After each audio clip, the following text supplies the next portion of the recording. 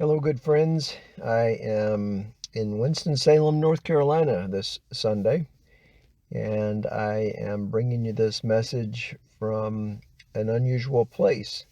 That is, I am looking at the house that will most likely become my retirement home in a couple of years. It's taken a lot of searching to get to this point, and as any of you know who have done home searches, it's not without its stresses and without its surprises. But I've come a long way across the country to give this house a good look over and the property as well. I wanted to share with you while I sit here and enjoy a Starbucks coffee in front of the house, and as I think about the scriptures today, this is actually Holy Scripture Sunday. You would notice that from the collect. If you paid really close attention to the opening collect today, we are thanking God for the opportunity to read, mark, learn, and inwardly digest Holy Scripture. Now, if you didn't read that collect because it's morning prayer, that's okay. Had we had a service of Holy Eucharist today, that is the collect, and we would be thanking God for the opportunity to grow through the study of Scripture, and we do that by reading, marking, learning, and inwardly digesting. In other words, letting it become a part of our lives, not just something that floats through our heads. You know, I think it is really timely when I start thinking about making decisions. And as you know, going through life, we have so many critical decision points. Those times and steps in life when whatever we do, whatever we choose, sets the course, maybe not just for us, but for other people as well. Because as we shared recently, we are so interconnected, so interwoven with each other's lives. My decision affects your decisions and vice versa, particularly as we get closer to one another in a close relationship such as family. So those decisions come with some degree of trepidation at times, don't they? We look to the size of its impact and the repercussions to other people. We think about finances. We think about emotions. We think about the possibility of having to change habits or location. There are just so many issues that come along with the more difficult decisions we make in our lives. So what do you do when you have to make a hard decision? How do you go about it? The scripture I wanted to really dwell on today comes from the Psalm, and that was Psalm 16, verse 11. Psalm 16, verse 11. In that, David, who we think wrote this psalm, says of God, "You will show me the path of life, and in your presence is fullness of joy." You will show me the path of life. You know, I have always loved trails and paths. They have fascinated me, and there's hardly a time when I saw a path, at least in the woods, that I didn't want to take, just because I want to know what's down there, don't you? Want to know what's at the end of the trail. Some of the paths we just should avoid, and when we take them, we wish we hadn't taken them at all. We have to turn around and go back, or we end up in places we didn't intend, or sometimes they're just too long, and we wish we had prepared better to take that particular path. Making a house purchase on the other side of the country is one such path for me. Uh, uh, it requires a lot of consideration. How do I go about making this decision? How would you? How would you go about making such a decision? Well, of course, we turn to common sense resources like realtors, and I have a really good one, by the way. We do our inspections and talk to contractors. We get the appraisal done, and we have to, of course, deal with all the financing. A lot of missing pieces have to come together in this puzzle to make a decision like this. But for me, all those are really important, but there's more to it than that. And that started with just being here, driving around and praying as I drive and walking through the house and around the property and looking at the surroundings really carefully. And there is that gut feeling, that sense of, this is right or this is not right, you know. That gut feeling is important, and my gut feeling is really good about this particular location. But it's not everything in when we make decisions, because you know you can make a decision with a good gut feeling and you have totally gone down the wrong path. Have you ever done that before? Well, it feels good to me, it looks good, and then you just run into a brick wall or you fall off a cliff and you say, what happened? Well, you can't just go by your guts alone. You have to be a little wiser than that. You can go to the professionals, like I was talking to, people who seem to know a thing or two, realtors, inspectors, contractors, appraisers. Those kind of people apply to lots of decisions, not just house purchases. Go to the professionals. But you need to also talk to people who are linked closely with your life.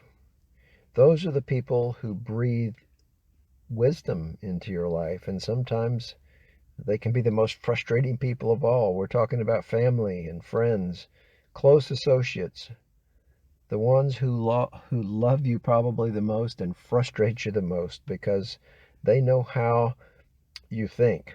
They know your shortcomings, and they know what you're likely to do as far as choosing a wrong path. So it's really important that we consult with our families and friends in making those decisions. And sometimes they're going to be consulting with you because you are that family, that friend who's closely linked to the person who needs your input, your wisdom to make a good decision. But most importantly, really, the question is, where is God in this decision? Well, God's in all of these things. God's in the mechanics of inspections and appraisals. God's in the mechanics of professional opinions. God's with those people who frustrate you and help you as family and friends. But God is even deeper than that. What important decision would you make without a life of prayer? That would be the kind of path that would lead to that dead end or the cliff or the brick wall. Prayer is an amazing gift, but when we combine it with the gift of Holy Scripture, which is the reason we have a focus today on Scripture, then you've got really a navigation system that is not foolproof, but it's sure better than going blindsided into any dang trail that you see or any path that just entices you. Where is God? I have to ask, and even in this decision about a house purchase, where is God? We heard in the Old Testament scripture from Hannah today, and she was asking that question. She was looking at her life and her barrenness before others was a source of great insecurity and humiliation to her. She wanted really nothing more than to bear a son, to be a source of pride and security in her life. And so Hannah was praying fervently, so fervently that the priest Eli saw her and said, what is it you're doing? Are you drunk? Or what's going on with you, Hannah? Turns out she was praying. She was pouring out her soul before the Lord. And from that point on, her life took a good turn because her prayer was heard, and she was blessed, and she was blessed with a son. Like all of us, Hannah has to learn sometimes in times of distress to pour out her soul in prayer. And to learn that truth from Psalm 16, verse 11, you will show me the path of life. In your presence is fullness of joy. I think of another verse of Scripture that's very similar, and that is from Psalm 105. Psalm 119, verse 105, another of David's Psalms. Thy word is a lamp unto my feet and a light unto my path. Thy word, that is the living scripture, a lamp unto my feet and a light unto my path. And so I'm trying my best. There's no such thing as doing this perfectly, but we lean into God by prayer, through the study of Scripture, not just reading it casually, but reading, marking, learning, and inwardly digesting it so that it becomes a part of our lives. Through reaching out to resource people who know a thing or two, by consulting with those who are closely linked to our own lives, and to let them breathe wisdom or even frustration into our decisions. But most of all, to continue in a path of prayer and discernment that only God can give us in these tough decisions. Your gut feeling may be part of that, but it's not all of it. My friends, I'm praying that this house is a good decision, and I covet your prayers as I go down the final bend through the woods, past the trees, to the destination, which is a purchase. And as you go through your tough choices, I pray that as Hannah experienced, and I have sometimes in this decision, we pour out our soul to the Lord. And we ask with all of our heart, O Lord, please show me the path of life, because I know that in your presence is fullness of joy. Thank you for sharing this coffee with me here.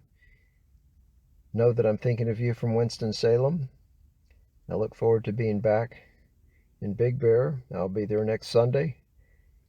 And I hope that you are feeling blessed today. Thank you to each one who has put in a good hand to make this service possible today. Especially thank you, Alan, for leading out with morning prayer.